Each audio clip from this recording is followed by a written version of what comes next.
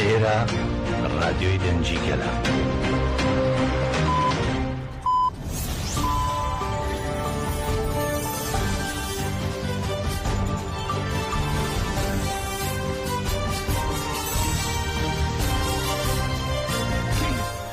ئەم کاتتان باش بیسەرانی هێزان لا ناوەندی هەواڵەکانی ڕادیۆ دەنگی گەل بە یارمەتی هاوکارانم گەشتی هەواڵەکانی ئەمڕۆ سێشەمبا 5 نۆڤەمبەری 2024 تان پێشکەش دەکەین.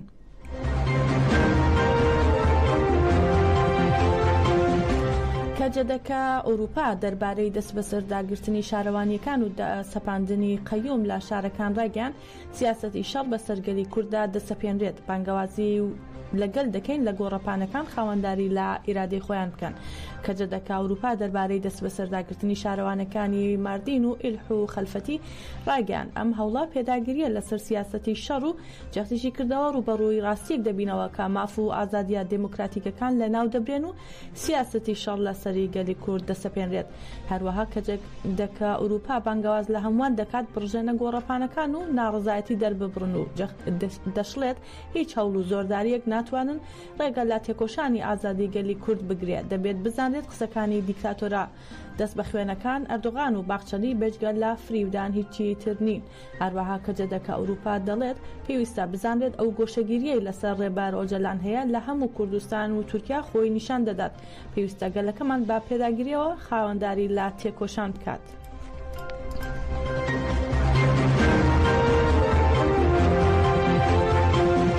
کۆنمەد ناڕزایەتی دەربڕی بەرامبەر دەست بە سەرداگرتنی شارەوانیەکان و بانگەوازی لە هەمووان کرد لە هەموو جەیەک ڕاپەرن و بەرخۆدان مەزن بکەن. کۆنمەد دژی دەست بە سەرداگرتنی شارەوانیەکانی ماردین و ئیلح و خەلفەتی لە ڕاگەیاندراوێکدا ڕایگەیان.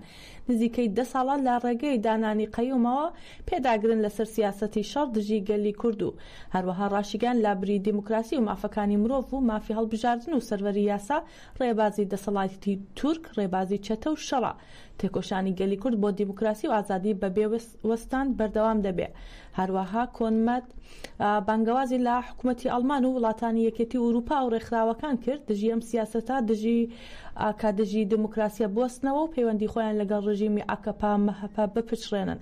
ئەم سیاسەتە نێکۆڵی و دەست بەسەر داگرتنەی پرسی کورد چارەسەر ناکات. هەروەها بانگەوازیشیان کرد لە ئەنجومەن و پێکاتەکان ناڕزایەتی بەهێز نیشان بدەن دژی سیاسەتی دەست بەسەر داگرتن و قەیوم و هەروەها بڕژێنە گۆڕەپانەکان و خاوەنداری لە ئیرادەی خۆیان بکەن.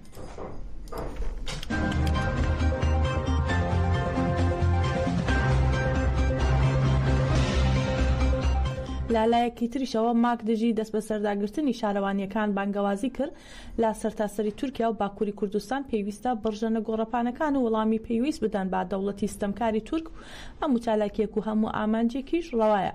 جەنگاوەرانی ئازادی کوردستان ماک بەرامبەر دەست بە سەرداگرتنی شارەوانەکان ڕاگەیاندراوێکیان بڵاو کردەوە. لە ڕاگەیاندراوەکەیاندا جەختیان کردەوە پێویستە گەلی کورد بەرخۆدانێکی سەرتاسەری بکات و بڕژێتە گۆڕەپانەکان و دەشڵێن گۆشەگیری سەر ڕێبەرۆجەلال بەردەوامە و ڕۆژانە تەرمی هاوڕێکانمان لە زیندانەوە دێنە دەرێ و هێرشی پاکتاوکردن دژی گەریلاکانی ئازادی هەیە. ڕۆژاوا بە تەواوەتی لەژێر هێرشدایە و ئیرادەمان دەست بەسەر دەکرێت. لەم هەلو مەرجانەدا بێجگا لە بەرخۆدان ڕێگەیەکی تر نییە.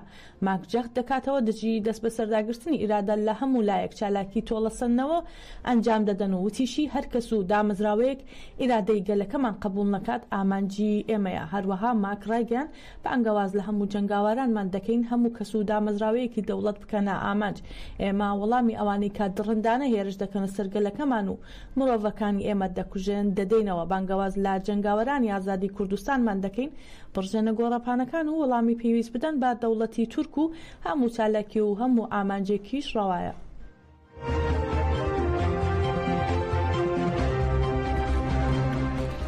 هاوسەرۆکی گشتی دەم پارتی تۆنجەر باقرخان سڵاوی لە بەرخۆدانی گەلدژی دەست بە سەرداگرتنی شارەوانیەکان کرد و وتی تاکو ئێوە خاوەنداری لە ئیرادەی خۆتان بکەن هەرگیز قەیوم لە کوردستان سەر ناکەوێت.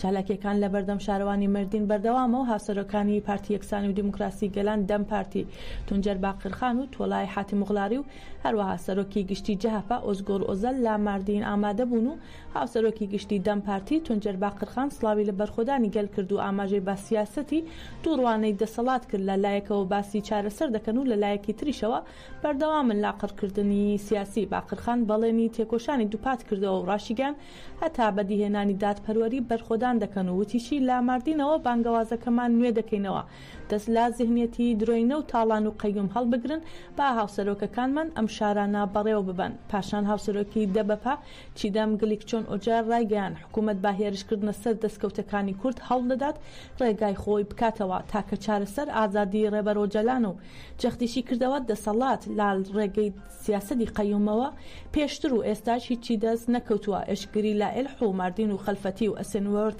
پەروەها بەردەوام دەبێت.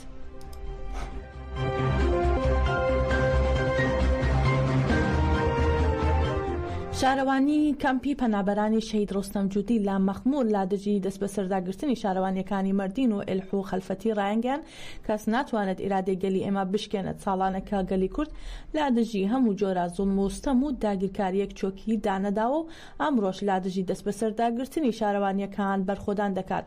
ئەندامانی شارەوانی کەمپی پەنابەرانی شەهید ڕۆستەم جوودی لا مەخمور لا دژی دەست بە سەرداگرتنی شارەوانیەکانی مردین ئێلح و خەلفەتی لەلایەن دەوڵەتی تورکەوە لە کۆنگرێکی ڕۆژنامەوانیدا هەڵویستی خۆیان دەربڕی. ئەدبان یەڵماز هاوسەرۆکی شارەوانی کەمپی مەخمور قەیومی شەرمەزار کرد و بانگەوازی لەگەڵ کرد خاوەنداریەتی لە ئیرادەی خۆیان بکەن. ئەدبان وێڕای شەرمەزارکردنی سیاسەتی دەست بە سەرداگرتنی دەوڵەتی داگیرکەری تورک ڕایگەیان ئەمە لە دژی ئاشتی و دیموکراسیە. هەروەها ئەدبان ڕاشیگەیان کەس ناتوانێت ئیرادەی گەلی ئێمە بشکێنێت. ساڵانەکە گەلی کورد لە دژی هەموو جۆرە زوڵم و ستەم و داگیرکاریەک چۆکی نەداوە و ئەمڕۆژ لە دژی دەست بە سەرداگرتنی شارەوانیەکان بەرخۆدان دەکات.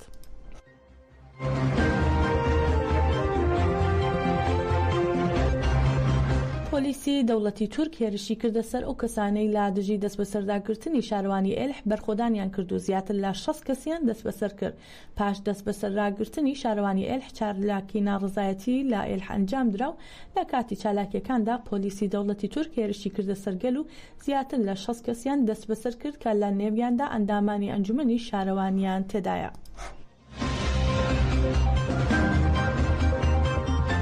لە ئامەد هەزاران کەس دەست بە سەرداگرتنی شارەوانیەکانی مردین و ئێلح و خەلفەتیان شەرمەزار کرد و لە چالاکیەکەدا پەیامیاندا تاکە چارەیگەل بەرخۆدانە. پاشدانانی قەیوم لە شارەوانیەکانی مردین و ئێلح و خەلفەتی هەزاران کەس لە ئامەد چالاکی ناڕزایەتیان ئەنجامدا.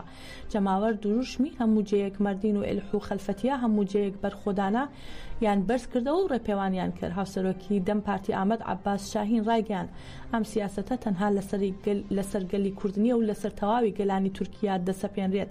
پێویستە دەستبەرداری ئەم سیاسەتە بین و ڕێز لە ئیرادەی گەلی کورد بگرین و وتیشی هەرگیز ئیرادەمان ڕادستی قەیوم ناکەین و ڕژیمی قەدی قەیوم با کودتای سیاسی دەزانین. وتەبێژی ئەنجومەنی ژنانی دەم پارتی خالیدا تورکۆغلو وتی بێجگە لە بەرخۆدان هیچ چارەیەکمان نییە و بەرخۆدان دەکەین. ئەوانەی دەیانەوێت بە دانانی قەیوم گەلی کورد سەرکوت بکەن با بزانن گەلی کورد هەرگیز چۆک دانادات و شارەوانیەکان هی گەلن.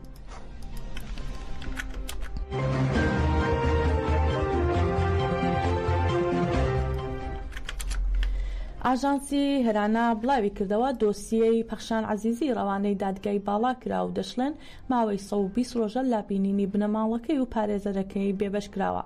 ئاژانسی هێرانە کە لە کۆمەڵێک چالاکوانی مافی مرۆڤ لە ئێران پێکاتوە لەبارەی بارودۆخی پەخشان عەزیزی زیندانی سیاسی لە زیندانی ئێوین ڕاگەیاندراوێکی بڵاو کردەوە و تێیدا جەختی کردوێتەوە زیاتر لە 18 ڕۆژە دۆسیەی پەخشان عەزیزی زیندانی کراوی سیاسی لە زیندانی ئێوین با مەبەستی بڕیاردانی کۆتایی لەسەر سزای دارەدانەکەی ڕەوانەی دادگای باڵا کراوە و هەروەها ئاماژە بەوەش کراوە ماوەی 120 ڕۆژە لە چاوپێکەوتن لەگەڵ بنەماڵەکەی و پارێزەرەکانی بێبەش کراوە. جێ ئاماژەیە پەخشان عەزیزی لە 4 ئابی ساڵی 2023 لەلایەن هێزە ئەمنیەکان لە تاران دەست بەسەر کرا و گواسترایەوە بۆ بەندی 209 زیندانی ئێوین و بە تۆمەتی یاخیبوون و ئەندامەتی لا گروپەکانی دژبەری دەوڵەت زیندانی کراوە و لە مانگی ئایاری ئەمساڵ سزای لاسێدارەدانی بەسەردا سەپێنراوە.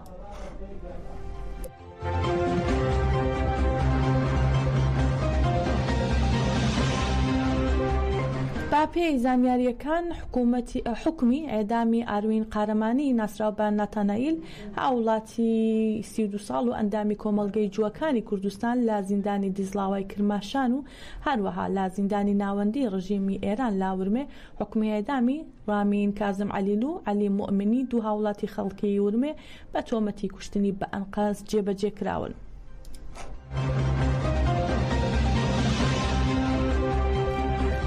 لەلایەکی تریشەوە هەل لە ڕۆژهەڵات کەیوان ڕەحیمی چالاکی بواری ڕاگەیاندنی خەڵکی سەقز لەلایەن دادگای لەلایەن لقی یەکەمی دادگای شۆڕشی ئیسلامی سەقز بە تۆمەتی بانگەشە دژ بە حکوومەت سزای 8 مانگ بەندکردنی بەسەردا سەپاندراوە و هاوکات خودی دادگا نیوەی کۆی سزاکەی خستوەتە حاڵەتی هەڵبساردنەوە.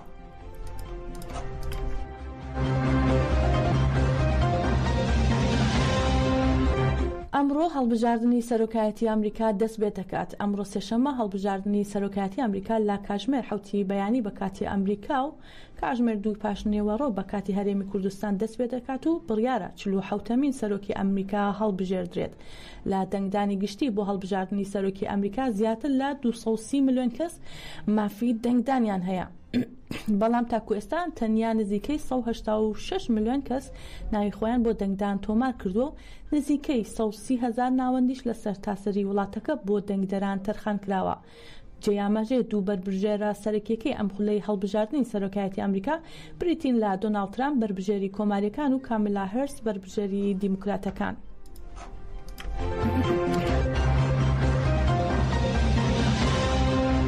زنجیرەی سیمپسۆنەکان پێشبینی بۆ بنەوەی کامیلا هەرس دەکات. هەوادارانی زنجیرەی سیمپسۆنەکان یەکێک لە ئەڵقە کۆنەکانی ئەم زنجیرەیان دۆزیوەتەوە کە لە ساڵی 2000 بەرهەم هێنراوە تێدا لیزا سیمپسۆن وەک خانمی سەرۆکی ئەمریکا هەڵدەبژێرێت و هەڵ بۆ چاکسازی دەدات. ئەوەی لەم ئەڵقەیەدا گوماناوی و سەرنجڕاکێشە شێوەی جلوبەرگ و ملوانکەکەی لیزا سیمپسۆنە کە شێوەی جلوبەرگی کامیلا هەرس بەربژێری دموکراتیکەکانە بۆ هەڵبژاردننی سەرۆکایەتی 2024 و لە بۆنێکیەدا هەمان شێوازی لیزای لەبەرە.